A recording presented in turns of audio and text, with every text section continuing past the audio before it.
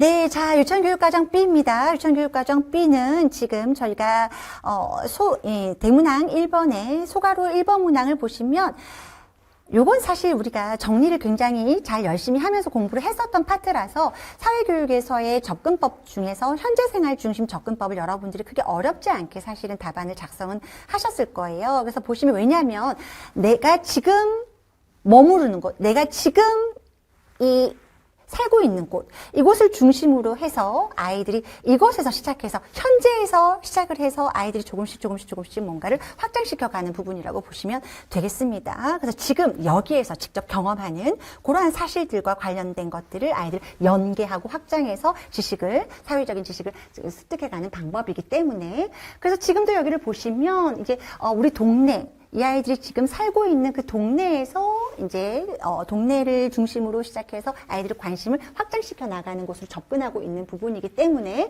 이것은 현재생활 중심 접근법이고요. 이것이 가지고 있는 장점은 우리가 명확하게 제시가 되어 있었습니다. 그렇죠? 전략노트 안에서 장점을 여러분들에게 장점과 단점이 무엇인지를 명확하게 제시를 해드렸었기 때문에 여러분들이 충분히 이것에 대해서, 왜냐하면 저희가 항상 말씀드렸던 부분이 뭐였냐면 항상 여러분들 이것에 대한 그러니까 장점, 단점은 어떻게 시험 문제로 나올지 모르기 때문에 이것을 좀 익숙하게 좀 봐주실 필요가 있습니다. 라고 해서 저희가 문제 풀이 때는 이것을 단점으로 여러분들에게 연결해서 문제를 드리면서 장단점에 대한 공부를 충분히 잘 해두셔야 됩니다. 라고 당부를 드렸던 기억이 있거든요. 그래서 사실은 현재생활 중심 접근법은 단점으로 연결돼서 문제가 와도 사실 충분히 문제가 가치가 있는 문제였긴 했어요. 그런데 이번에는 장점을 또 한번 물어보았던 그런 문제였습니다.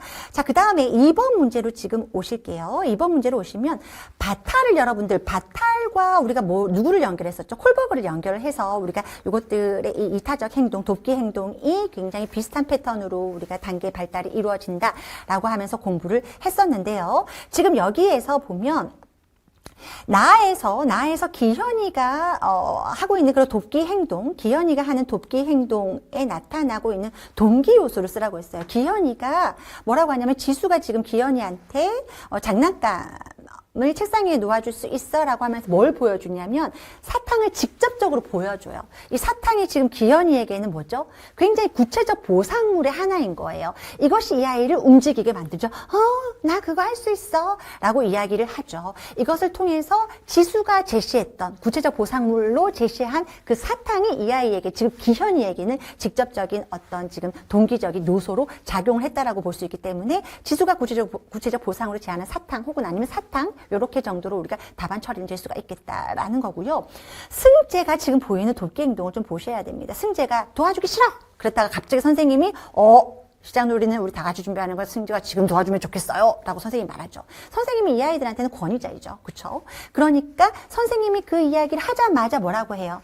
네 선생님 하고 바로 돕기 행동을 이행합니다. 이것을 통해서 우리가 지금 승재가 다음 단계로 발달하기 위해서 우리가 지원할 수 있는 활동이 무엇이냐를 봐야 되는데, 그럼 지금 이 아이가 어느 단계에 해당하는지를 우리가 봐야 되는 거죠. 이 아이가 지금 해당하는 행동은 승낙에 해당하는 행동입니다.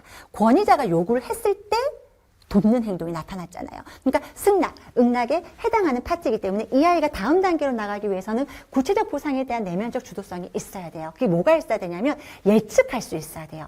보상에 대해서 예측할 수 있을 때 행동하기 때문에 내가 이런 행동을 했을 때 이런 보상이 따라오겠지라는 예측이 이루어질 수 있게끔 우리가 활동을 제시해 주셔야 되는데, 그래서 지금 보시면 돕기 행동을 할 때마다 보상으로, 한 후에는 보상으로 칭찬 스티커가 온다라는 것이 아이가 충분히 예측하게 되면, 기대할 수 있게 되면 이 아이가 자발적으로 돕기 행동을 할 수 있게 만들 수 있다는 거죠. 혹은 다른 사람을 도와주고 뭔가 도와주었을 때 그 후에 보상이 오는 어떤 역할극에 참여해 봄으로써 아이가 돕기 행동을 하게 되면 응당 뒤에 어떤 보상이 따르게 되는구나 라는 것을 아이가 기대하고 예측할 수 있게끔 만들어주는 하나의 또 활동이 될 수 있다는 거예요. 그래서 요 정도로 저희가 활동을 제시를 할 수 있겠다. 다양한 활동이 더 나올 수는 있겠죠. 좀 열려있는 답안이 될 수는 있겠습니다. 그런데 뭔가를 아이가 구체적인 보상을 아이가 기대할 수 있게끔 만드는 활동, 어떤 예측할 수 있게끔 만드는 어떤 활동들이 이루어진다면 그것은 다 답안으로 처리가 될 수 있지 않을까라는 생각을 합니다. 자, 그 다음에 저희가 이제 경제교육의 개념 요소가 나왔고요. 그 다음에 소문항 2번, 작은 2번은 동그라미 2번에서는 대의문의 분배 정의가 나왔습니다. 자, 지금 우선은 여기서 그럼 경제 개념을 좀 보도록 하겠습니다. 시장놀이를 하고 있는 과정이었고요. 아이들이 지금 가지를 파는 겁니다. 이 가지라는 것만 본다면 하나의 재화가 될 수가 있겠죠. 그런데 지금 아이가 어떤 부분을 강조하냐면 텃밭에서 키운이라는 지금 생산의 과정을 강조하고 있습니다. 그러면 여기서는 생산과 그리고 재화라는 것이 지금 함께 어우러져서 지금 얘기를 다루고 있는 부분들이고, 아래쪽으로 왔더니 매일매일 물을 주면서 이것도 생산의 과정에서 들어간 부분들에 대한 과정, 생산에서 이루어진 과정을 지금 언급하고 있어요. 그렇죠? 키웠다라는 거, 매일매일 물을 주면서 키웠다라는 거. 그래서 여기에서 생산과 지금 이 가지라고 하는 재화와 그리고 생산과 이 두 가지가 지금 포함이 되는 걸 생산에 좀 더 포커스를 좀 공통적으로 다루고 있는 부분이기 때문에 답은 생산이 될 수가 있겠습니다. 그래서 선생님들이 이제 우리 또 커리 선생님들께서 자원을 쓰신 분들이 또 좀 있어서 충분히 그래, 이것을 또 재화라는 것과 그리고 물을 주는 요것을 용력이라는 걸로 연결을 해서 그 두 가지를 포함하는 자원이라는 것으로 쓰셨구나라고 해서 제가 우선 이의 제기로도 자원은 신청은 해둔 상태이긴 합니다. 그러니까 선생님들께서 그렇게 또 해석이 될 수 있는 부분들 또 충분히 될 수 있어서 그것도 이의 제기를 신청해 놓은 상태인데 좀 잘 받아들여지면 네, 또 좋을 것 같습니다. 네, 자, 나에서 밑줄 친 니은에 나타난 수준을 그 다음 수준을 발달시키기 위한 교사의 발문 한 가지를 쓰세요라고 했어요. 여기를 보니까 지금 사탕이 몇 개냐면 10개예요, 10개. 가지를 팔아서 사탕을 10개로 지금 바꾼 상태인데 민서가 밑도 끝도 없이 다 사탕 5개를 주래요. 그러니까 자기랑 동주가 동등하게 똑같이 나눌 수 있게 5개로 지금 숫자 5개를 제시한 건 어떤 무언가의 근거도 없이 무조건 똑같아야 한다는 동등성을 굉장히 강조하는 숫자라고 볼 수가 있습니다. 나도 물 줬었어 라는 것 때문에 여러분들이 이것을 기여로 장점, 그러니까 기여도에 대한 부분들로 해석을 할 수가 있지만 이것은 조금 억지가 될 수 있어요. 이것은 그냥 물을 줬든 안 줬든 물을 많이 줬든 적게 줬든을 해석하시면 돼요. 물을 많이 줬든 적게 줬든 그냥 똑같이 5개로 줘 라고 지금 해석을 할 수가 있었어야 되었었던 문제입니다. 그래서 이것은 무조건 똑같이 나누어야 된다라고 하는 민서를 위해서는 우리가 해줘야 돼요. 기여도에 따라서 우리가 가져가는 분배해야 되는 부분들이 조금 양이 다를 수 있어야 한다라는 걸 인식할 수 있는 발문을 주시는 것이 필요해요. 그래서 가지에 매일 물을 준 동주와 물을 별로 주지 않은 민서가 가지를 똑같이 나누어 가지는 것이 과연 공평할까? 라고 묻거나, 가지를 끼울 때 물을 주었던 동주와 물을 별로 주지 않은 민서가 가지를 똑같이 나누어 가지는 것이 공평할까? 그럼 뭐 다 똑같은 말이지만 키우느라 매일 물을 준 동주가 물을 별로 주지 않은 민서보다 가지를 더 많이 가져가는 것에 대해서는 어떻게 생각할까라는 것처럼 지금 뭔가 인식을 그 기여도에 따라서 분배가 다를 수 있어야 한다라는 것을 좀 인식할 수 있게끔 주어야 되기 때문에 우리가 이렇게 발문을 주어봤어요. 왜 대의문을 한번 들어가서 보죠. 뭐 전략노트에서도 우리가 지금 제시를 하고 있는 내용이 무엇이냐면 지금 이 부분인 거죠. 아까 철저하게 공평성을 물을 많이 줬든 적게 줬든 똑같이 줘 그냥.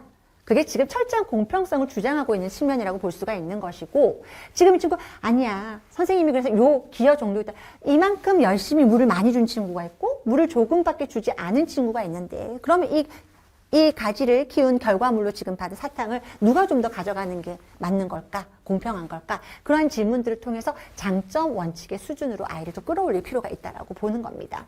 그래서 저희가 그 부분에 대해서도 우리가 지금 이 분배 정의에 있어서 모두 똑같이, 무조건 모두에게 똑같이 2개씩 나눠져요. 그런데 여기가 이 친구가 다르죠. 정리정도 열심히 한 친구들에게 1개씩 더 주면 어때요? 이 아이가 지금 어떤 원칙입니까? 장점과 기여 정도를 지금 적용해서 분배를 이해하고 있는 부분들이라고 보시면 되겠습니다. 그쵸. 네. 그리고 경제 개념에 대해서도 저희가 좀 다루어 보았었던 부분들인 거고요. 그리고 지금 여기에서도 저희가 모두 똑같이 다 나눠 먹어야지 라고 하는 부분을 강조함으로써 동등하게 분배해야 된다고 판단한 동등 원칙을 저희가 모의고사에서도 여러분들이 한번 다루어 보았었던 내용이었습니다. 네. 그리고 경제 개념에 대한 부분들에서 우리가 생산이라는 거, 그리고 그러니까 다양한 그러니까 재화, 그러니까 상품이라는 것이 만들어지기까지의 과정에 대한 부분들을 다루는 것이 바로 생산이라고 볼 수가 있겠습니다. 그래서 우리가 아까 물을 줘서 키웠다, 텃밭에서 키웠다라는 것이 이제 가지가 나오기까지의 그 과정에 대한 이해를 한 번 더 언급하고 있다라고 보음으로써 우리가 이것을 생산으로 연결을 했었던 부분이었는데 지금처럼 재화와 용역을 포함시키는 자원으로도 볼 수 있지 않습니까? 라고 선생님들께서 이것을 연결하신다면 또 그렇게도 또 볼 수는 없지만은 않기 때문에 그래서 저희가 이의 제기로 하나는 더 넣어둔 상태입니다. 네, 그럼 또 다음 문항으로 저희가 한번 넘어가 보도록 하겠습니다. 네, 자, 2번 문항입니다. 네, 이렇게 제가 생태학적 체계 이론을 저희가 특별히 올해 더 많이 사실은 강조를 했었던 부분인데, 논술에서도 나오고 또 교육과정에서도 문제를 또 이렇게 만나게 됩니다. 브론펜브레너의 생태학적 체계 이론에 근거했을 때 중간 체계를 찾으라고 했어요. 중간 체계라는 건 미시 체계들 간의 관계죠. 그렇기 때문에 미시 체계들 간의 관계가 대표적으로 우리가 사용하는 것이 이제 부모나 유치원, 이들의 관계를 우리가 많이 다루긴 합니다. 그래서 여기에서 지금 보면 A에서 중간 체계는 부모와 유치원 간의 관계였어요. 그렇기 때문에 이것을 찾아서 어떻게 하라고 했냐면 이걸 찾는 제가 그랬죠. 이제 브론펜브레너의 생태학적 체계 이론은 단편적으로 나오자고 계속 진화할 거라고 여러분들에게 그렇죠. 어렵게 문제가 나올 수밖에 없다고 말씀을 드렸는데 그 체계를 활용한 다문화 교육의 예시를 한 가지 쓰라고 했어요. 그렇기 때문에 요 지금 유치원과 가정에서의 이러한 우리가 관계적인 부분들을 활용해서 문제를 활동을 만드셔야 되는데 그것이 바로 뭐냐면 우리가 유치원의 교육과 가정에서 이루어지는 교육이 일관적일 때 훨씬 더 효과적인 어떤 교육이 이루어질 수 있죠. 인성적인 측면이라던가 우리가 뭐 자조기술을 늘리는 어떤 우리가 신장시키는 그런 내용이라던가 그러한 부분들처럼 그래서 인식도 마찬가지예요. 다문화에 대한 인식, 다문화적인 인식도 마찬가지인데 그래서 유치원과 가정의 다문화 교육이 일관성 있게 연계를 이룰 수 있도록 어떻게 하는 거예요? 다문화 주제와 관련된 부모 교육을 실시하는 겁니다. 그것을 통해서 부모들이 가정에서 유아들에게 어떤 편견이 생기지 않도록 다문화적 인식을 아이들이 길러나갈 수 있도록 부모들이 교육할 수가 있게 되는 거죠. 그리고 그것뿐만이 아니라 누구를 초청할 수 있을까요? 다문화 가정의 우리 학부모를 유치원에 초청을 해서 유아들의 다문화에 대한 이해를 좀 폭을 좀 더 넓혀주는 그러한 것들을 우리가 활동으로도 할 수 있다는 거죠. 네. 그 다음에 그래서 저희가 여러분들에게 이게 중간 체계가 뭔지를 모르게 되면 여러분들 사실 헷갈리겠지만 너무 우리 여기서 선생님 전략 노트 안에서도 너무너무 사실은 열심히 공부를 했었던 내용이었습니다. 너무 열심히 했었던 내용이었고요. 그리고 또 저희가 문제 지금 모의고사나 이런 관련된 부분들에서도 일부러 저희도 그래서 여러분들에게 이런 생태학적 체계 유형 을 우리가 요것을 두고서 이 두 가지를 놓고서 그것과 관련된 부분들을 좀 설명하게끔 여러분들 좀 어렵게 문제를 좀 드렸었어요. 그래서 충분히 브론펜브레너의 생태학적 체계를 너무나 여러 번 강조를 했었고 여러 번 연습을 시켜드리기 위해서 노력을 했었던 부분이기 때문에 잘 쓰고 오셨기를 원합니다. 바랍니다. 간절하게. 자, 그 다음 2번 문제를 보시면요. 기억에 나타난 체계 간 관계를 체계의 명칭을 두 가지를 사용해서 설명하라고 했어요. 지금 이 문항이 저희가 모의고사에서 사용했던 문항과 굉장히 많이 닿아 있죠. 이게 뭐냐면 이게 사회적인 인식이라는 건 거시체계예요. 그렇죠? 사회적인 인식이라는 건 거시체계에 해당하고 이런 사회적인 인식이 사실 그대로 어디에 녹아들어서 나타나죠? TV 프로그램, 대중매체에 그대로 녹아들어서 우리가 반영이 돼서 나타난단 말이에요. 이것을 보게 되면 아이들은 그러면 발달에 영향을 미칠 수밖에 없는 거죠. 그래서 보시면 다문화 가정 죄송합니다. 동그라미 2번에 거시체계인 사회적 인식이 외체계인 유아가 보는 TV 프로그램에 반영이 되어서 유아의 발달에 영향을 미치게 된다라는 것으로 이 거시체계가 외체계에 어떻게 영향을 미치게 되고 그리고 이것들이 유아의 발달에 어떻게 영향을 미치는지를 이렇게 기술하신다면 답안으로 채점이 될 수가 있었겠다라고 보는 겁니다. 그리고요 여기 지금 니은에 해당하는 우리가 보면 지금 니은의 이 줄에 해당하는 이 문제를 저희가 예전에 선생님 능력, 연령 이런 것들 진짜 치사하게 나오면 이런 것들 비워놓고 나올 것 같지 않아요? 라고 제가 예전에 말씀을 드린 적이 있었어요. 그런데 치사하게 내는데 이런 식으로 내는 건 좀 신박하긴 하더라고요. 그렇죠? 그래서 요새 문화적 다양성을 보면 우선은 아이들과 점자책을 본다라는 것은 장애인들이 이제 어떤 언어적인 소통을 위해서 사용하고 있는 그런 점자책이라는 걸 통해서 장애를 가진 사람들에 대한 이해를 좀 높이고자 하는 부분들이라고 우리가 파악할 수 있기 때문에 장애로 우리가 작성을 할 수가 있고요. 이것은 다른 말로는 예외라는 것으로도 제시가 되고 있습니다. 어떤 책마다 조금씩 다른 부분들이 있기 때문에. 그 다음에 여기서 보시면 유아원은 줄을 그을 필요가 없어요. 점자책 있죠. 그 다음에 지금 이 시니어 모델이라고 하는 것은, 시니어라는 것은 연령이, 예전에는 사실 지금 연령에 대한 우리가 장벽이 없어졌어요. 그렇죠. 요즘은 이제 워낙에 시니어 모델들의 활동들이 굉장히 활성화되기도 하고 예능 프로그램에 막 끝사랑 같은 것들처럼 뭔가 사랑에 대해서도 우리가 어떤 젊은 연령들이 청춘들에게 연결되는 어떤 뭐 사랑 이러한 것으로 연결했지만 요즘은 그러한 부분들에서도 사실은 그런 편견을 깨고 있는 어떤 문화적인 특징이 있잖아요. 그러한 것들을 통해서 시니어 모델이라는 걸 통해서 아이들이 어떤 연령적인 측면에서 우리가 어떤 편견이라던가 그러한 것들을 가지지 않을 수 있도록 연결한 부분이라고 볼 수가 있고, 그리고 모델이라는 것 또한 어떤 연령이 기준이 아니라 어떤 누구든 이제 이 모델로서의 자질을 가지고 있는 사람들이라면 어떤 것이든 다 누구든 할 수 있는 부분들이다라는 것에서 능력 혹은 사회 계층이라는 게 직업에 해당하는 내용이 들어가는 거거든요. 그래서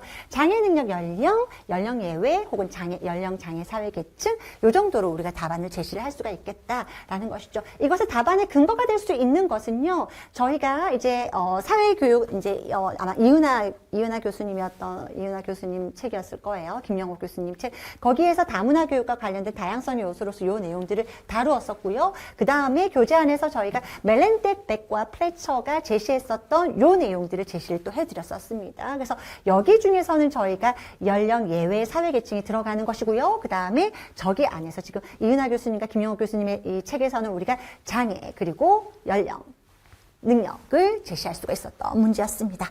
자, 그 다음에 3번 문제입니다. 선생님들, 요땐 저는 너무 보고 사실은 굉장히 좋았고 굉장히 충격받았던 게 저희가 똑같이 나왔죠. 어디에서? 모의고사에서 이 문제가 지금 똑같이 나왔었고, 그리고 문제풀이에서도 저희가 같이 명료화의 이 모형을 연습을 했었던 문제였습니다. 그리고 제가 이번에는 같이 명료화가 무조건 나올 것 같아요 라고 하면서 여러분들이 나 임용고시 시험 볼까? 아니면 나 국공립 유치원 국공립 어린이집으로 갈까? 아니면 나 뭐 이렇게 직장 어린이집으로 갈까? 요것을 고민하다가 그래!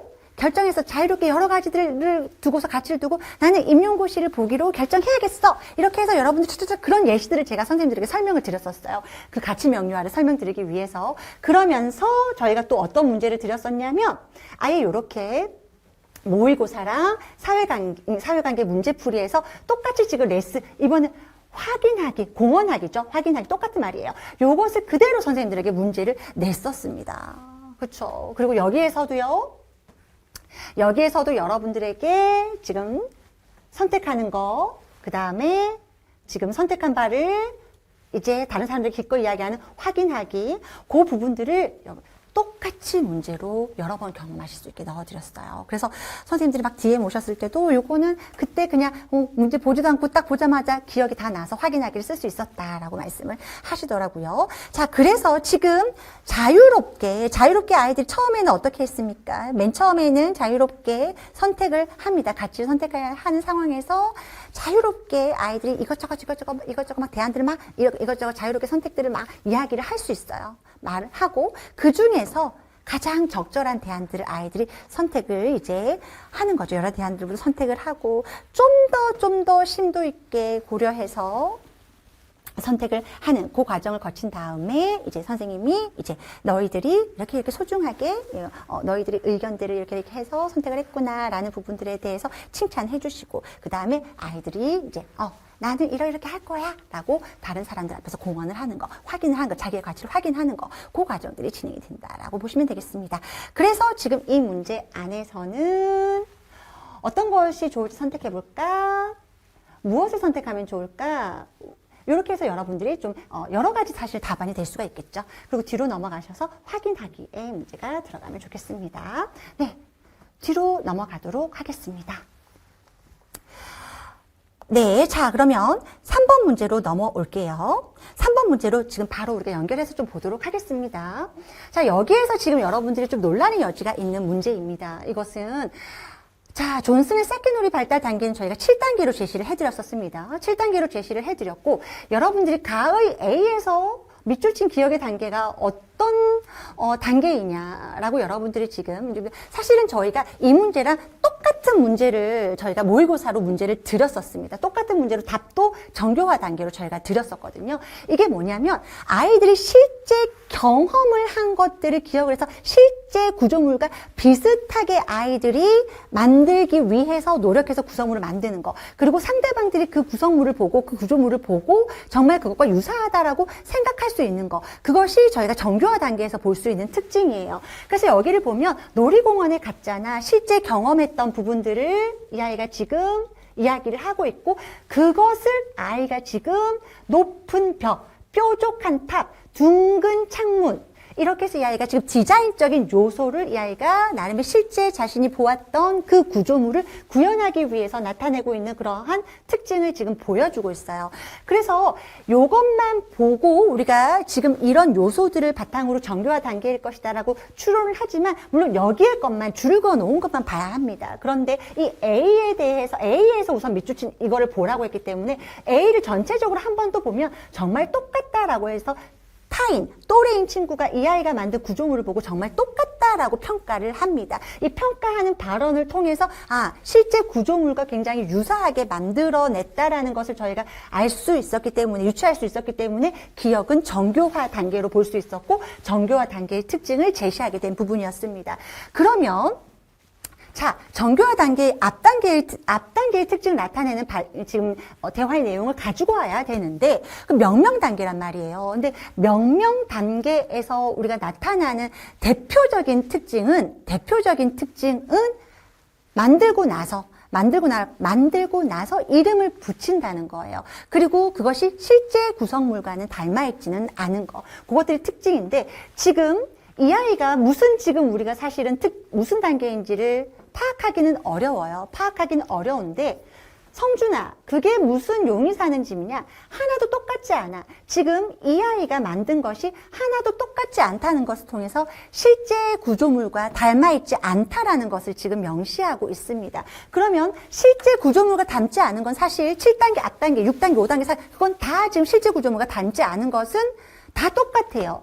그런데 실제 이거를 한다면 대표적인 이 6단계의 특징이라고 볼 수는 없다고. 이것은 실제물과 똑같지 않은 특징은 6단계부터 5단계, 4단계 이 친구들은 다 실제물과 똑같지 않아요. 그렇죠? 그렇지만 목적이 분명히 있긴 하겠지만 그런데 이러한 특징을 통해서 그러면 요 친구가 그 앞단계 6단계 중에서 들어가겠다라고 했는데 명명 단계에서 가장 대표적으로 우리가 언급되는 특징이 자신이 만든 것에 대해서 이름을 붙이는 거예요. 얘는 이미 우리가 정교화 단계라는 것을 규정 지어 주었고 그래서 이 친구가 지금 똑같지 않다라는 것을 통해서 지금 이 친구가 6, 5, 4 요 앞단계 쪽에 포함이 될 것이다라는 것을 유추할 수 있었는데 이 아이가 나는 용이 사는 불의 집을 만들었어 라고 하면서 이 아이가 자기가 만든 작품에 이름을 붙이는 걸 쐐기를 박아버리죠. 그렇기 때문에 우리가 요것을 명명 단계의 대표적인 특징으로 나타나는 대화 내용이다라고 저희는 제시할 수가 있었다라는 거죠. 그래서 사실은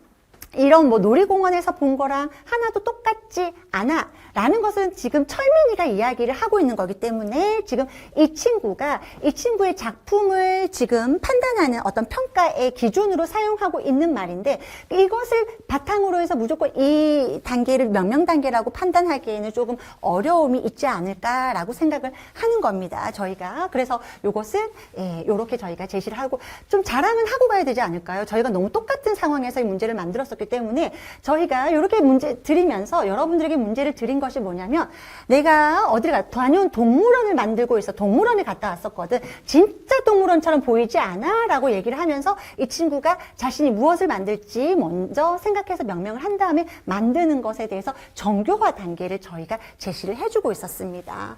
네, 자, 그 다음에 네, 이렇게 해서 문제가 저희도 경험했던 것들을 실제 구조물과 비슷하게 만들려는 노력을 지문 안에 녹이면서 정교화 단계로 답을 이끌었습니다. 그러면서 그 이전 단계에서 보일 수 있는 차이점이 뭐냐면 다 만든 뒤에 명명한다는 점에서 차이가 있다라는 것을 명명 단계와 정교화 단계의 차이점까지 여러분들에게 요구했었던 문제가 6회차에서 저희가 냈었던 문제였습니다. 네, 그 다음에 다시 문항으로 되돌아가서요. 네, 각성 조절 이론이 나왔습니다. 그래서 와, 좀 신박하게 나왔어요. 각성 수준의 상태를 쓰라고 했습니다. 여러분들 새로운 낯선 사물을 보면 지금 각성 조절 이론에서의 우리가 여러분들이 뭐 볼 수 있었던 이 벌린과 그리고 우리가 앨리스가 있죠. 근데 지금 이들이 각성 조절 상태와 관련된 부분들로 이 놀이를 어떻게 이제 아이들이 놀이를 어떻게 이용해서 각성의 상태를 조절하느냐에 대한 것들 사실 입장들이 좀 차이가 있지만 지금 여기에서 보면 뭐라고 돼 있었냐면 낯선 사물, 한 번도 못 봤던 거예요. 한 번도 못 봤던 거. 흥분도 했어요. 한 번도 못 봤던 거라 지금 각성 상태가 어떻게 된 거죠? 여기가 지금 각성 상태가 수준이 엄청 높아진 상태예요, 선생님들. 요게 높아진 상태라고요. 그러면 요때는 탐색을 시작한다고요. 왜? 각성 상태가 높아졌으니까 이 각성 상태 수준을 어떻게 하려고? 적정 수준으로 낮추기 위해서 탐색을 하고 있는 과정인 겁니다. 그렇기 때문에 그냥 각성 수준이 높은 상태라고 제시하는 건 제가 볼 때는 조금 어려울 것 같고요. 이것보다는 각성 수준이 높아져서 탐색을 통해서 높아진 각성 상태를 적정 수준으로 낮추려고 하고 있다. 요런 정도의 내용이 다 들어가야만 제가 볼 때는 정답으로 채점이 되지 않을까라는 생각이 듭니다. 그래서 이 부분들은 저희가 전략노트 안에서 이미 선생님들에게 명확하게 내용을 드렸었던 부분이었습니다. 이렇게 해서 우리가 지금 자극이 지나쳐서 흥분되거나 높아지게 되면 이를 적정 수준으로 낮추기 위해서 아이들이 탐색하거나 친숙해지면서 그 자극을 낮추려는 노력을 한다라는 것이 여기에 그대로 답안으로 제시가 되어 있었던 내용이었습니다. 네, 자, 그리고요.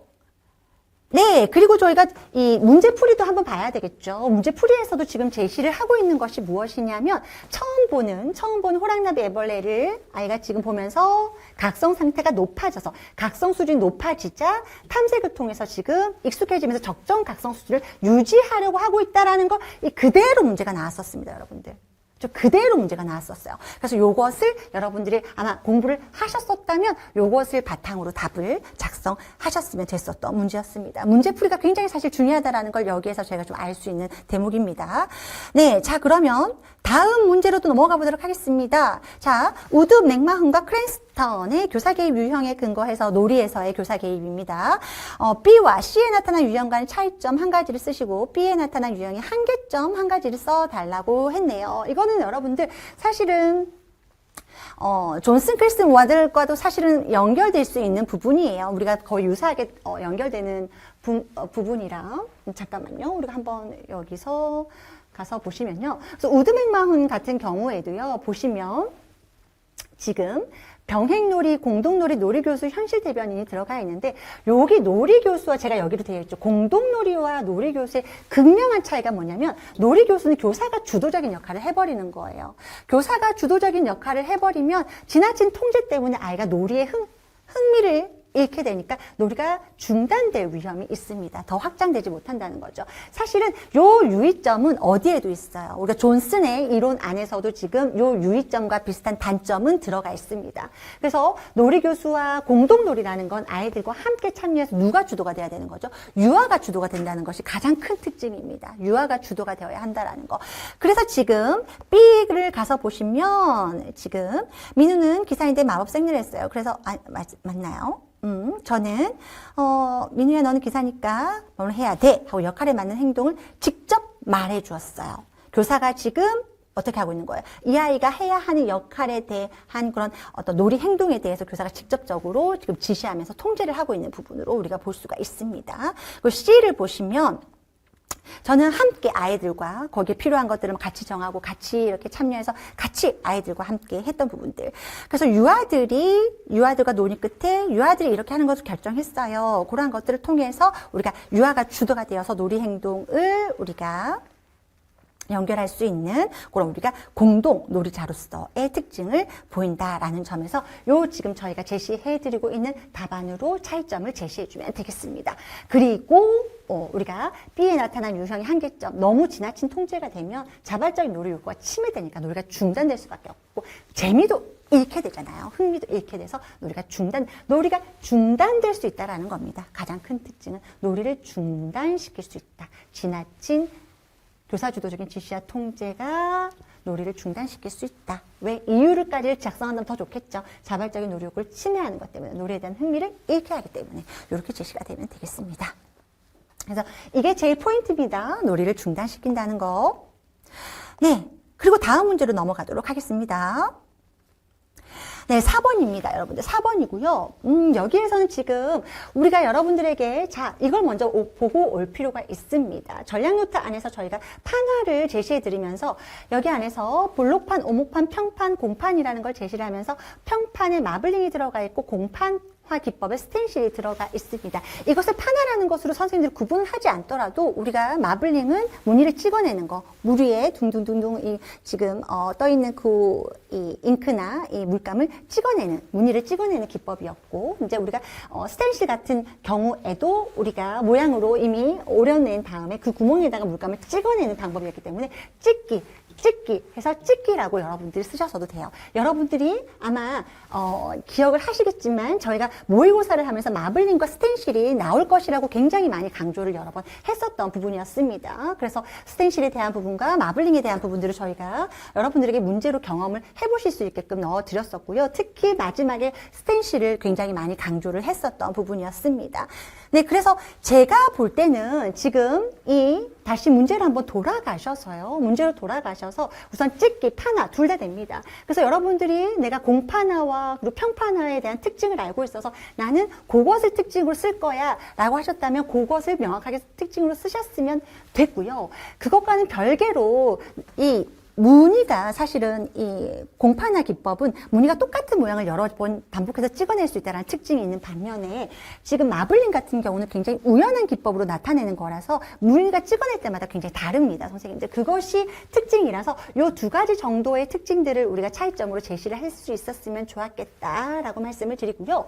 자, 그 다음에 나로 와서 보시면요. 이것은 너무나 사실 저희가 굉장히 중요하게 여겼고 선생님들에게 강조했고 문제풀이랑 그리고 모의고사 에도 이것을 여러분들에게 넣어드렸었던 부분이고 직접 교수법을 모의고사에서 경험하실 수 있게 넣어드렸습니다. 저희가 직접 교수법을 연결했을 때 어떤 것으로 연결했었냐면 기법이었습니다. 기법. 조금 아이들이 소화하기에는 좀 어려운 난이도가 있는 미술 기법을 줘서 교사가 이것에 대해서 설명해주고 시범해주고 반복 연습할 수 있도록 해서 아이들이 그 미술 활동에 대해서 좀 흥미를 느끼고 성취 능력을 좀 높이고자 할 때에 이런 직접 교수법을 사용했다라고 해서 이것을 제시를 해드렸어요. 그런데 주제에서도 재료에서도 사실은 저희가 또 이루어질 수 있는 직접 교수법, 구조적인 어떤 교수법들이 이루어질 수 있기 때문에 이것을 세 가지는 다 제시를 해드렸습니다. 하지만 저희가 기법 및 구성이 아마 여러분들이 많이 기억이 나지 않았을까라고 생각을 합니다. 그래서 저희가 보시면 전략 노트 안에서 우리가 여기서 세 가지의 수업 형태들을 드리면서 주제, 재료, 기법 및 구성이 다 뭔가 구조화돼서 만들어질 때 두 가지 요소가 구조화되고 하나는 개방적으로 자유롭게 줄 때 한 가지 요소만 저희가 구조화해서 제시하게 될 때 그러한 것들을 자세하게 넣어드리기도 했고요. 그리고 직접 교수법이라고 해서 여러분들에게 여기 있죠. 위에 지금 직접적 교수법이라고 해서 여기에서 나올 수 있는 내용들을 저희가 제시를 함께 해드렸었습니다. 그래서 요것들을 바탕으로 해서 우리가 냈던 문제가 모의고사 5회차의 문제입니다. 네, 모의고사 5회차에서의 지금 이 미술 기법과 관련된 것을 교사가 직접 시범 보여주고 설명해 주는 것을 직접적 교수법으로 서술하실 수 있게끔 드렸었고 주제 그리고 재료, 기법 및 구성에서 여기서도 우리가 또 한 번 더 문제를 제시를 해드렸었던 상황이었었죠. 그래서 문제 풀이에서도 이미 충분히 여러분들이 경험하실 수 있도록 여기에서 문제로 또 경험을 해보았었던 문제였습니다. 네, 그 다음으로 저희가 3번 문제로 이제 다시 한번 빠르게 한번 봐보도록 하겠습니다. 좀 바삐바삐 가고 있는데요. 이건 사실 문제가 저희가 크게 설명이 필요가 없는 것이 지금 별도 있고 해도 있죠. 이것은 지금 시간에서의 우리가 공존하가 나타나고 있다는 거, 한 화지 안에 밤과 낮이 함께 다 표현됐다는 것을 통해서, 그리고 이 아이가 지금 이야기 내용을 보면 할머니 집에 가서 놀고 아빠 차를 타고 가고 있다는 이 두 가지의 내용을 공간, 이 한 화지 안에 어떤 이 두 가지의 이 장면을 다 제시했다라는 측면에서 시공간의 어떤 공존화를 지금 제시하고 있다라고 볼 수가 있고요. 지금 이 친구 미나의 그림을 보면 지금 몸은 정면인데 얼굴은 다 측면으로 제시가 되어 있는 거죠. 이것은 우리가 반위의 동존화 혹은 시점의 이동이라고 해서 이것들을 표현을 제시할 수 있습니다. 네, 요거 없이요. 요거 두 가지만 간단하게 순서대로 각각 쓰라고 했기 때문에 순서대로 이것을 쉼표를 작성하셔서 두 가지를 작성하셔도 됐고요. 이것은 나는 서술로 좀 표현하고 싶었다 하고 하시는 분은 이렇게 서술로 표현하셔도 되었었던 문제였습니다. 네, 그 다음에 5번으로 넘어가서요. 네, 5번은 지금 미술의 우리가 요소에 대해서 나온 문제였습니다. 미적 요소.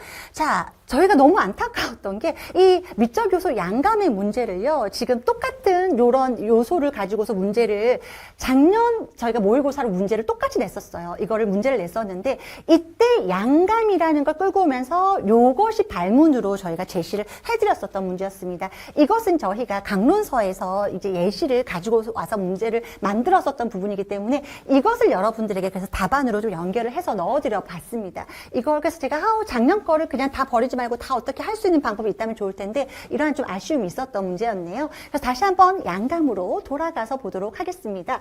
그래서 양감을 탐색하도록 돕기 위한 발문은요. 우선은 무용수 작품에서 특별히 크게 만든 것처럼 보이는 부분은 무엇이니? 라고 묻거나 아니면 무용수 작품에서 특별히 무거워 보이는 곳은 어느 부분이니? 와 같은 것을 통해서 양감과 연결된 발문으로 우리가 제시를 할 수가 있다라는 것이고요. 두 곡선이 이어지니까 어떻게 보이니? 미적 요소 및 원리에 대해서 우리가 이야기를 나누거나 다루어 보는 것은 무슨 단계죠? 분석 단계라고 보죠. 그 다음 단계의 특징에 대해서 우리가 이야기를 해야 하는 거기 때문에 해석 단계가 가지고 있는 특징을 여러분들 이야기하시면 되는 부분이었습니다. 이것은 단편적으로 우리가 암기해서 쓸 수 있는 내용이었기 때문에 별다른 해설이 사실은 요구되지는 않는 문제입니다.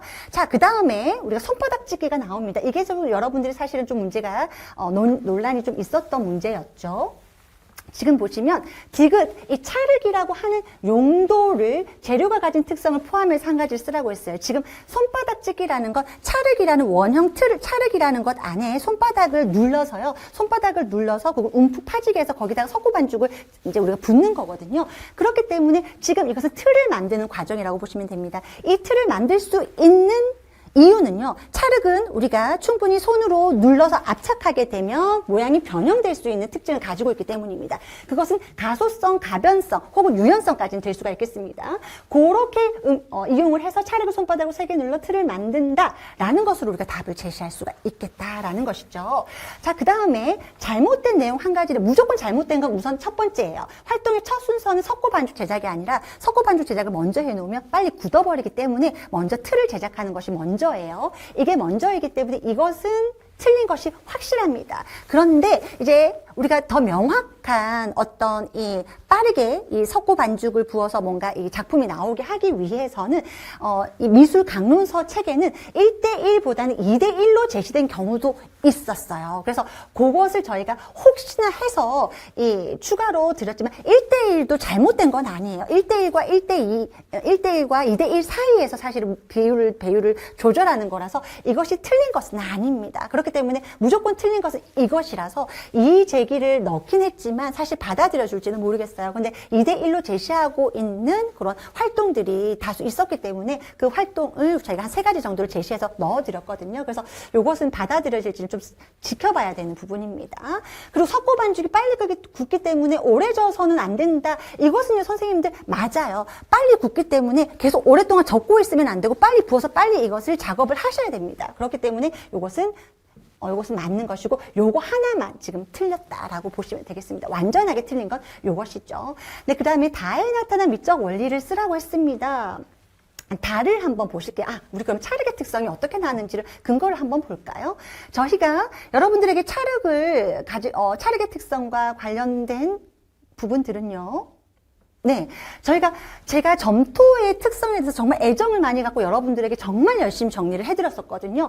여기에서 나올 수 있는 특성은 요 가소성, 가변성, 수정성이라고 하는 것들 중에서 가소성, 가변성을 적용하셔서 답을 작성하시면 되었었던 문제였습니다. 굉장히 공을 많이 들였었고, 여기에서 그래서 여러분들에게 아예 미술 관련해서 문제풀이에서 여기서 뭘 넣었죠? 가소성이라는 걸 아예 넣어서 여러분들에게 답을 쓰실 수 있게끔 문제를 드렸었습니다. 그래서 가소성을 써봤었던 문제였기 때문에 여러분들이 문제가 될 것이 없었다라고 저는 생각을 합니다. 네, 그 다음에 이제 우리가 지금 봐야 하는 게요. 이게 다에 나타난 미적 원리인데요. 다를 한번 보도록 하겠습니다. 지금 일부러 흰색 종이를 오립니다. 흰색 종이를 오리고요. 검은색이랑 회색의 색상지를 줍니다. 그리고 흰색 모양지를 회색에 올렸을 때, 검은색에 올렸을 때 그 대비를 통해서 어떤 것이 더 눈에 잘 들어오느냐, 더 눈에 띄느냐를 지금 이야기하고 있는 부분이기 때문에 우리가 이것을 대비를 통해서 어떤 것이 더 눈에 더 잘 들어오고 띄는 것은 우리가 강조와 연결이 되는 부분입니다. 그래서 거의 대부분의 강론서에는 대비를 미적 원리로 넣어두고 있지를 않습니다.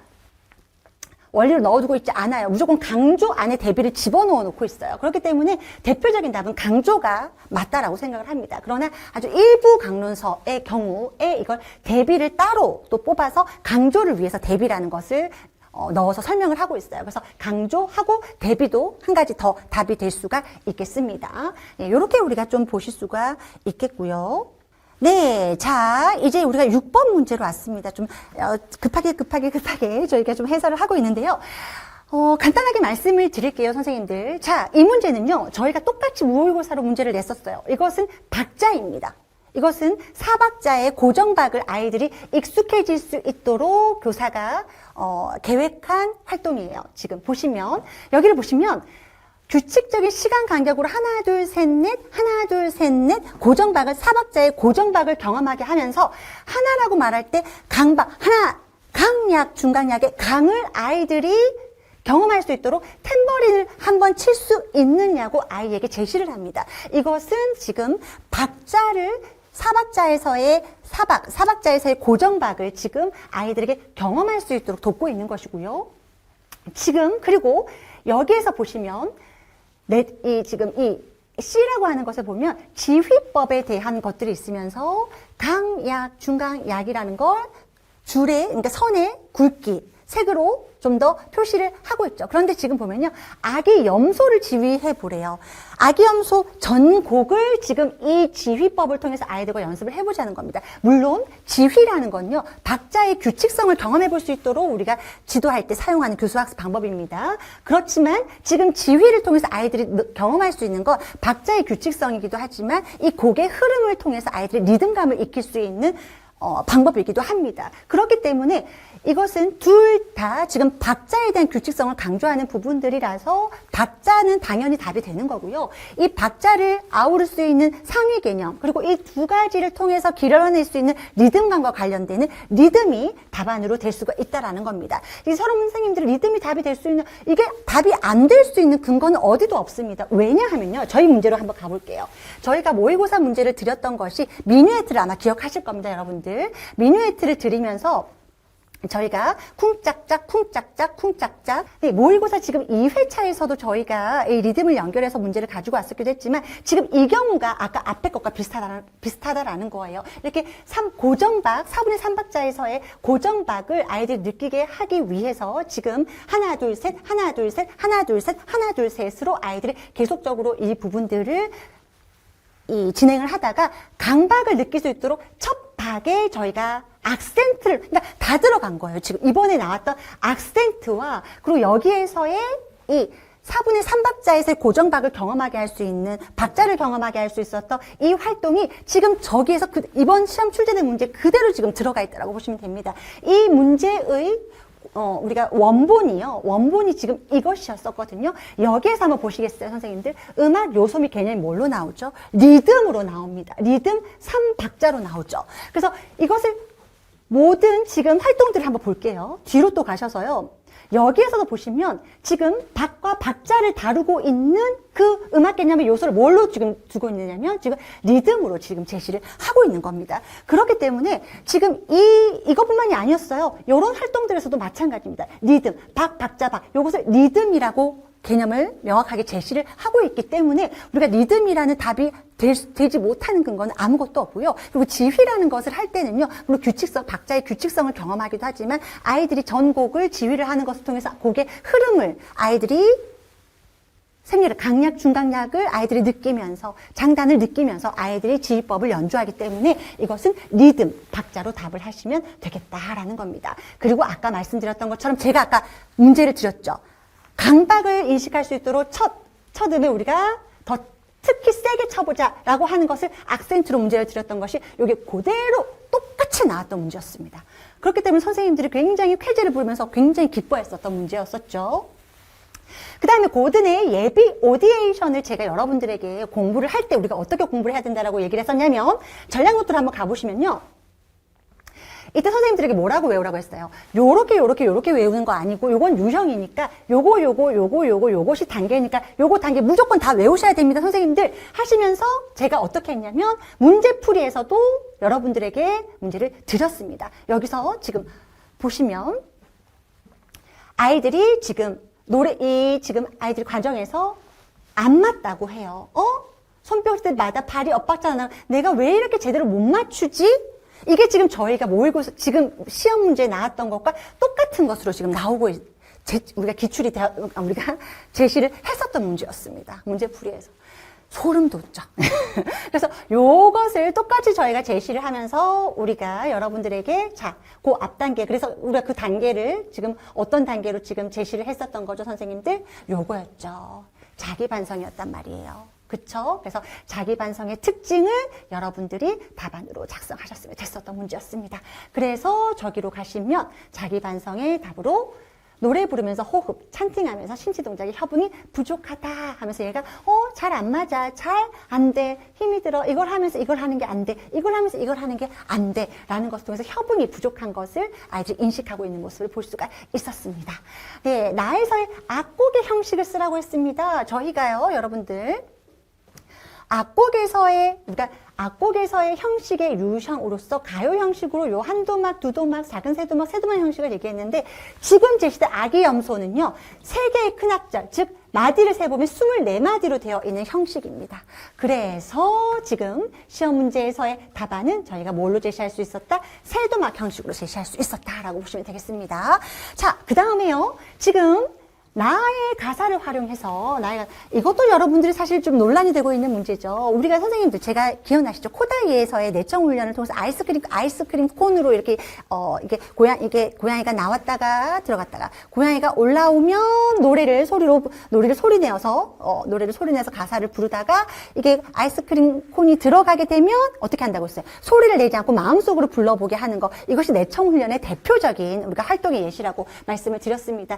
그렇기 때문에 여기서 특별히 콩콩콩을 제시를 하고 있는 걸 보니까 뭔가 반복이 되는 부분이기도 하고 아이들이 사실은 굉장히 좋아할 만한 의성어들을 좀 활용해서 이것들을 가지고서 교육을 하고자 하는 뭔가 목적이 좀 있었던 것 같기는 해요. 그래서 이 부분들을 좀 바탕으로 하면서 우리가 예시를 가져올 수 있었던 건 음매나 이런 것들이 똑같이 아이들이 재밌어 할 만한 그런 내용들이고 뭐 뚝뚝뚝뚝 사실은 될 수 있는 거죠. 이것은 사실은 저희가 콩콩콩이라던가 이런 부분에 이 제시를 답을 해드렸지만 아기 염소 노래를 부르다가 노래 가서 콩콩콩 부분에 신호를 주는 거예요. 그 신호를 주면 그 부분은 소리내지 않고 마음속으로 노래하도록 하는 겁니다. 그리고 나서 다시 신호를 주면 그 다음 가사부터 아이들이 부르도록 하는 거예요. 이게 대표적인 내청 훈련의 방법이에요. 그렇기 때문에 요렇게 여러분들이 근데 그렇지만 사실은 콩콩콩만이 아니라 여러분들이 사실은 다른 가사들을 활용해도 되죠. 그런데 특별히 여기를 뭔가 진하게 글씨를 하고 뭔가 이 박스를 집어넣은 걸 보니까 저것을 활용하려고 했는데 문제에서 뭔가를 빠뜨린 게 아닌가라는 생각이 들더라고요.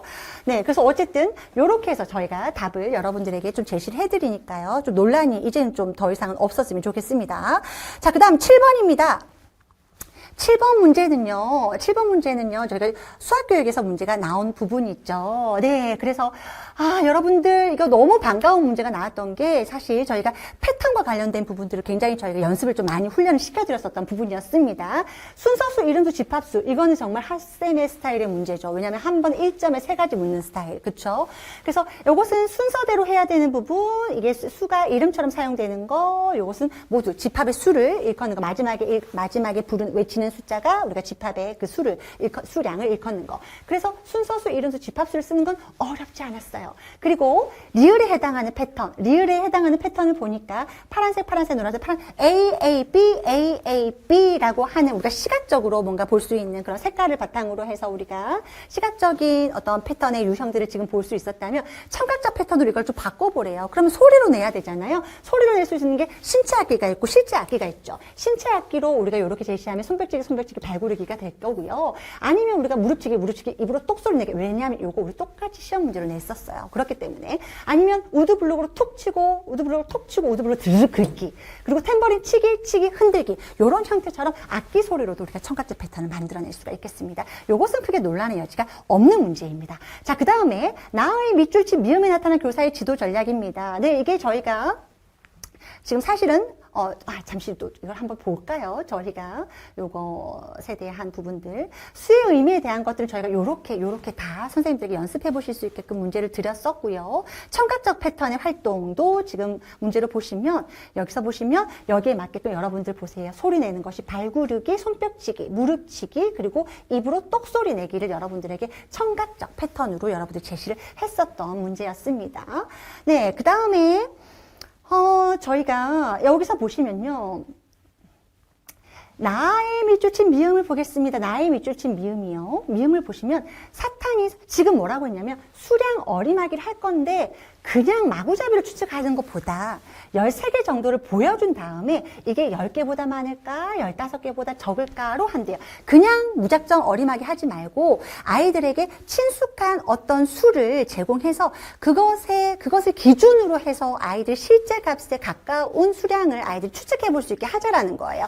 그래서 그러한 것을 우리가 의미를 우리 교재 안에서 참조수라고 여러분들이 배웠을 겁니다. 봤을 거예요. 그래서 그것을 기준으로 해서 여기를 보시면 5, 10, 20처럼 참조수를 우리가 기준으로 해서 아이들이 좀 더 실제 값에 가까운 그러한 합리적인 추측을 할 수 있도록 지도 전략을 사용했던 부분입니다. 그런데 꼭 참조수가 아니어도 상관은 없어요. 꼭 참조수가 아니더라도 유아들에게 친숙한 10과 15와 같은 숫자를 기준으로 활용해서 아이들이 실제 값에 가까운 타당한 값을 추측하도록 하고 있다라는 것으로 여러분들이 작성을 해도 됐던 문제였다라는 것을 제시드립니다.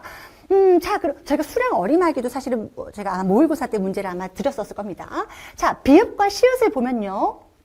비읍과 시읒이 보니까 요거 하나는 대칭활동, 정사각형 색종이 한 장으로 할 수 있는 대칭활동 하나를 물었고요. 두 번째는 감과 규를 이용한 증가 패턴 활동이라고 했어요. 자, 선생님들 요거까지만 보면 안 돼. 증가 패턴 활동이라고 했다고요. 그러면 우리가 선생님들 문제를 한번 다시 가서 올려가서 보면 여기를 비읍과 시읒의 예시를 쓰라고 했어요. 그러니까 비읍은 선생님들 대칭 모양을 아이들이 경험해 볼 수 있도록 하는 게 제일 좋은 게 뭐였죠? 데칼코마니였죠. 그렇기 때문에 정사각형의 종이를 반으로 접은 후에 한쪽 면을 색칠을 한 다음에 물감으로 색칠한 다음에 이것을 덮어서 다시 펼치면 우리가 어떻게 대칭 모양을 경험할 수 있죠. 그것을 우리가 제시해주면 가장 대표적인 대칭 모양을 경험할 수 있는 활동이고요. 그 다음에 지금 이 친구들, 그러니까 감과 규를 이용해서 증가 패턴의 활동을 제시해야 돼요. 증가 패턴의 활동을 제시한다면 증가 패턴을 미리 여러분들이 제시를 우선 내가 알고 있다는 걸 제시해 주셔야 돼요. 그리고 나서 그 다음에 뒤에 올 때는 다 이거예요. 제가 여러분들 지금 요것도 있었고요. 저 위에도 저희가 활동들이 다양하게 더 있었죠, 사실은. 그래서 요것들, 왜 저희가 선생님들에게 말씀을 드렸었냐면, 유특에서 패턴 활동에 대한 그런 것들이 문제로 나왔었기 때문에, 이러한 수준들을 여러분들이 다 알고 있었다는 거 저희 강조하면서 저희가 모의고사 때도 이 부분들에 대해서 충분히 여러분들에게 이어가기라던가 아니면 끼워 넣기라던가 그러한 것들을 문제로 제시를 해드렸었습니다. 기억나실 겁니다. 자, 그래서 지금 이 문제는 어떻게 풀어야 나가야 되는 것이냐면, 만약에 여러분이 감귤귤, 감귤귤 요것만 적어 놓으시면 답이 채점되기 어려울 수 있습니다. 패턴의 활동을 제시를 하라고 했기 때문에 이것을 바탕으로 해서 따라하기를 하든가, 이어가기를 하든가, 끼워 넣기를 하든가,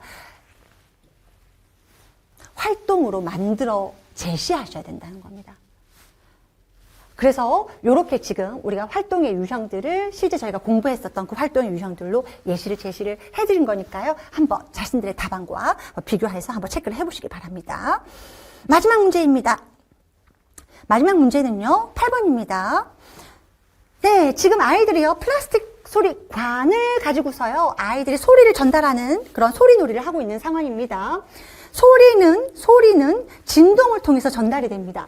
여기에서 소리 전달과 관련된 개념을 쓰라고 했어요. 소리가 전달되는 원리는 진동을 통해서 우리의 소리는 공기 중으로 진동을 통해서 우리가 전달이 되는 건데 지금 이 소리관이 더 잘 들리는 건 흩어지지가 않기 때문입니다. 이 소리를 우리가 내었을 때 이 진동이 흩어지지 않고 진동이 집중되어서 상대에게 전달이 되기 때문에 더 선명하게 들리는 거예요. 흩어지지가 않았기 때문에. 그래서 소리는 진동을 통해서 전달된다라고 하는 개념을 쓰시는 것이 맞고요. 그러면 이 진동에 대한 부분들을 아이가 느끼고 있는 장면이 있습니다. 손이 떨려라고 해서. 그래서 울림이 지금 느껴지는 거예요. 진동이. 이 떨리는 것을 느끼기 위해서 이게 대표적으로 여러분들 인터넷에 유튜브에 초등학생들의 실험 활동들을 막 보시다 보면 이 소리의 떨림으로 인해서 쌀이 튀고요. 전분가루가 막 춤을 추고, 전분가루가 물을 묻히고 춤을 추고 난리가 나요. 그러한 것들을 통해서 시각적으로 아이들이 진동을 확인하는 겁니다. 그걸 하기 위해서 우리가 소리관 위에 작은 색종이 조각들을 올려놓고 소리를 낼 때 종이가 떨리는 모습을 관찰하게 해도 되고요. 아니면 이 관 자체를 투명 플라스틱 소리관으로 만들고 이 안에 색종이 조각 빨대들을 작게 잘라 넣는 겁니다. 그럼 소리를 냈을 때 이것도 진동을 통해서 이것들이 움직이는 것이 그대로 눈으로 관찰이 가능할 수 있으니까요. 이렇게 제시가 될 수 있다라는 겁니다. 자, 그 다음에 니은을 보겠습니다. 니은을 보시면 소리관을 좀 더 아이들이 먼 곳까지 전달하고 더 길게 연결하고 싶대요. 그러면 소리관을 길게 연결을 하기 위해서는 소리가 어떻게 돼? 집중이 되고 흩어지지 않아야 됩니다. 그러기 위해서는 이 소리관 두 개가 어떻게 돼야 되죠, 선생님들? 굉장히 이 소리가 틈새로 빠져나가지 않도록 단단하게 고정이 돼야 됩니다. 그러기 위해서 우리는 그냥 테이프로 제시를 하기보다는 어떻게 소리관 연결부 틈새로 소리가 새어나가지 않을 만큼 접착력이 강하거나 아니면 틈새를 잘 막아줄 수 있는 밀봉용 테이프를 통해서 그러니까 소리가 흩어지지 않도록 소리가 새어나가지 않고 잘 전달될 수 있도록 지원해 준다면 굉장히 좋겠다라는 거죠. 그 다음에 아이들이 이 길게 연결을 하고자 하니까 어때요? 길게 연결을 하고자 하니까 이 공간이 굉장히 부족할 수 있어요. 그럼 공간을 어떻게 해줘야 되죠? 확장해 주는 것이 방법입니다. 공간을 확장해 줄 수 있는 방법은 뭐가 있을까요? 영역을 통합함으로써 소리놀이 공간을 확장해서 제공해 줄 수도 있고요. 그리고 다른 공간, 복도로 공간을 더 확장해서 아이들에게 소리놀이 할 수 있는 공간으로 우리가 제공해 줄 수도 있다라는 겁니다. 자, 마지막 문제입니다. 비고츠키에 근거했을 때 나에서의 B입니다. 여기를 보시면 유아들의 개념 이해 수준, 문제 해결 수준이 다소 차이를 보였어요. 그래서 교사가 상호작용을 이제 소집단을 구성해서 촉진하는 것이 필요할 것 같대요. 그렇게 하면 5개념이 과학적 개념으로 변화할 수 있을 거래요. 왜 그렇죠? 아이들의 이해 수준과 이런 개념의 수준들이 다른 인지적인 수준의 차이가 있는 아이들은 서로 무엇을 통해서 비계 설정을 통해서 근접 발달 지대가 창출되게 되는 겁니다. 그럼으로써 아이들이 이런 지식이 좀 더 과학적인 정개념으로 우리가 바뀌기도 하고 지식이 더 확장되기도 하겠죠. 그래서 이런 비고츠키의 이론에 근거해서 고려해야 된다라고 한 부분이었기 때문에 비계 설정을 통해 근접 발달 지대를 창출할 수 있도록 유아들의 개념 이해와 문제 해결 수준을 다양하게 제공하는 겁니다. 그래서 비계 설정이라는 것이 뭐죠? 적극적으로 아이들 상호작용을 하는 거죠. 상호작용. 이것을 통해서 창출할 수 있기 위해서 우리가 수준을 다양하게 구성하는 것. 이것이 초점이 돼서 들어갈 수 있다고 보겠습니다. 네, 여기까지 저희가 지금 급하게 마무리를 좀 짓기는 합니다. 꽤 시간이 좀 많이 걸렸어요. 그래서 네, 이렇게 저희가 올해 출제되었던 문제들을 좀 분석을 해보았고요.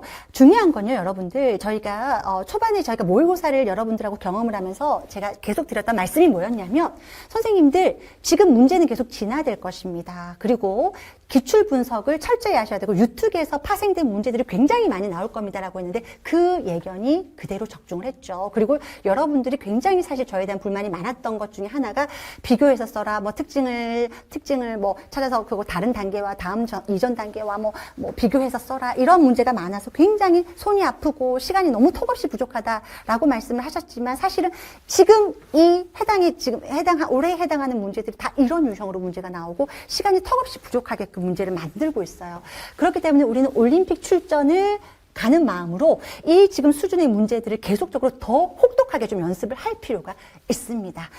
네, 올해 고생 많으셨고요. 아직 결과가 나오기 전까지는 누가 합격이고 불합격인지를 아무것도 모릅니다. 그렇기 때문에 지금 남아있는 시간들 지혜롭게 잘 보내시길 바라고요. 예, 저희가 지금 2차 강의는 저희가 진행을 하지 않습니다. 올해도 진행을 하지 않고 작년까지는 저희가 합격생들을 기준으로 해서 제가 이렇게 사비로 다른 이제 선생님들을 초빙을 해서 제가 강의를 하고 또 선생님들에게 자료를 드리고 이런 부분들을 제공을 했었는데요. 올해의 경우에는 뭐 저희가 지금 뭐 초등에서 어떤 관리직들을 하고 계시는 또 면접관으로도 다수 또 가셨던 그런 선생님들 그리고 또 현장에 계신 또 고득점을 받아서 가 계신 선생님들 그런 분들께 조금 의견들을 자문을 좀 구할 수 있으면 저희 합격생들 저희 커리를 함께 하셨던 합격생 분들은 그런 도움을 제가 소소하게라도 조금 드리기는 할 겁니다. 네, 큰 도움은 아니더라도 조금이라도 한 번이라도 두 번이라도 피드백은 받아보고 가실 수 있도록 저희가 노력을 하려고 합니다. 네, 고생 많으셨고요. 네, 남은 기간 얼마 많지 않습니다. 이 기간들 지혜롭게 즐겁게 행복하게 시간 보내셨으면 좋겠습니다. 네, 하수였습니다. 감사합니다.